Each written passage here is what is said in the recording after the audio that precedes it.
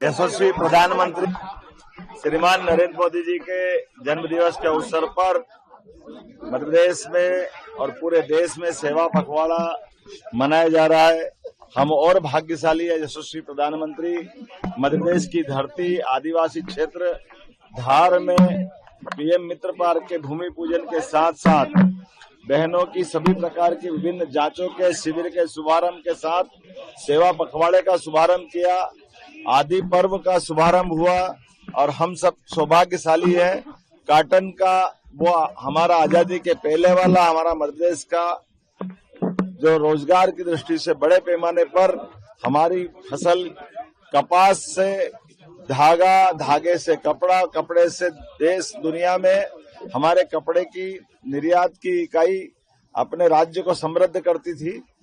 कांग्रेस के शासनकाल में धीरे धीरे करके वो सारी इकाइयां बंद हो गई।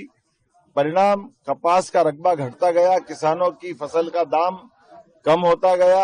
आज यशस्वी प्रधानमंत्री ने वापस नए दौर में पहुंचाते हुए जितनी हमारी मिलें इंदौर, उज्जैन, रतलाम, ग्वालियर कॉटन मिलों में जितने लेबर काम करती थी उससे डबल की संख्या के एक पीएम मित्र पार्क जो देश का सबसे बड़ा है उसका भूमि पूजन करते हुए किसानों को रोजगार, उनकी फसल के उचित दाम, बेरोजगारों को काम पीएम मित्र पार्क के माध्यम से ऐसी बहुत सारी सौगात दी है।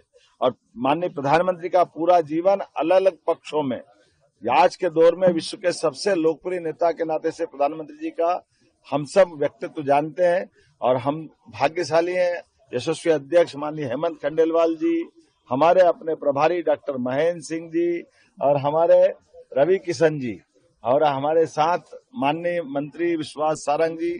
आज अभी भोपाल में हमने प्रदर्शनी का यहाँ लोकार्पण किया है। प्रदर्शनी में भगवान श्री राम के जन्म स्थान जहाँ सुप्रीम कोर्ट के निर्णय के बाद बगैर कोई दिक्कत के न केवल निर्णय का पालन कराया गया बल्कि धूमधाम से भगवान राम के मंदिर के गर्भगृह में प्रवेश के साथ उस उत्सव को पूरे देश ने माना है।